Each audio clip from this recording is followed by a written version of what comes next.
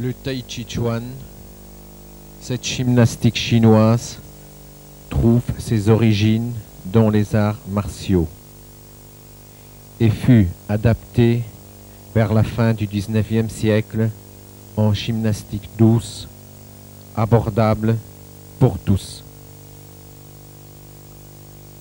Le terme de Tai Chi Chuan signifie en français le combat du fait suprême ou encore le mouvement qui apaise.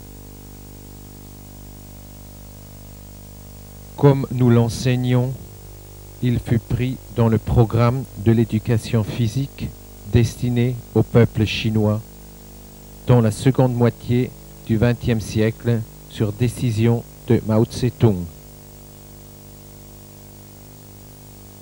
Pour les véritables adeptes, le Tai Chi ne consiste pas seulement en une gymnastique, mais en une philosophie et une manière de vivre, ayant pour base le yin et le yang, deux énergies à la fois antagonistes et complémentaires qu'on retrouve dans les philosophies asiatiques et en particulier chinoises.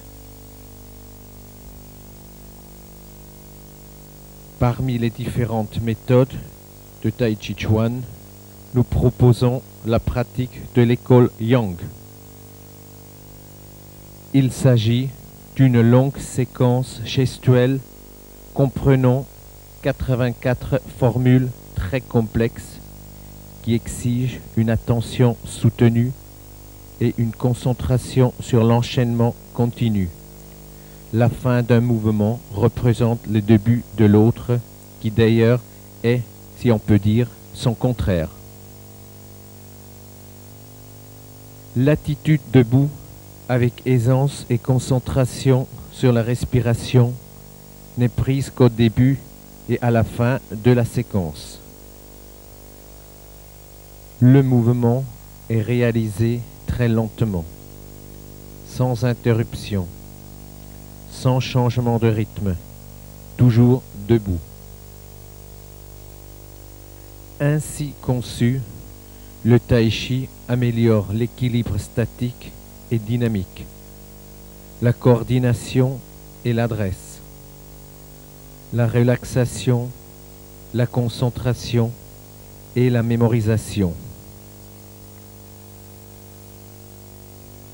L'apprentissage se fait petit à petit par imitation sans intellectualisation. La respiration est sollicitée par le mouvement, sans effort volontaire. Le pouls ne s'accélère pas et la pression artérielle ne s'élève pas. Tout ceci concourt à éliminer toute préoccupation pendant les 20 minutes que dure ce mouvement.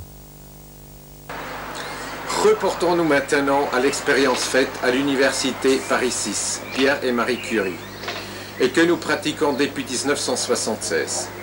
Cette expérience fut commencée et introduite dans le cadre de l'université dans la Cité pour le 3e âge par le docteur Suzanne Masson, dont j'ai pris la succession depuis 1985.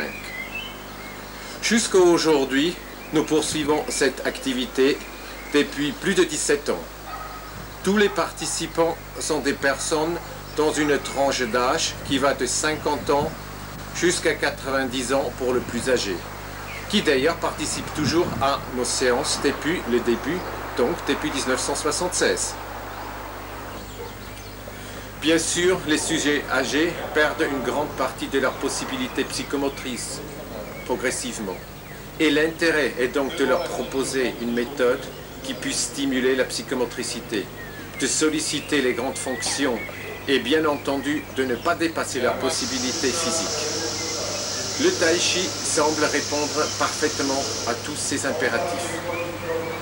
Grâce à cette gymnastique très lente, faite en souplesse et en relaxation maximum, ils peuvent réaliser sans aucun risque cardiovasculaire une mobilisation de tout le corps, l'exercice des fonctions essentielles de la psychomotricité, l'équilibre, coordination et dissociation et un travail de concentration chez des sujets qui peut-être vont perdre petit à petit la capacité de dominer leur attention.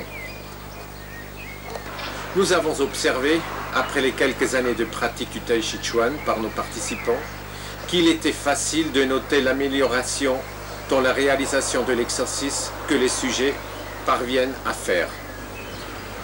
Chaque jour, un peu mieux, avec plus d'élégance, plus de continuité et une meilleure coordination, un équilibre mieux assuré leur permettant de réaliser les mouvements et surtout les déplacements réclamés de façon beaucoup plus correcte.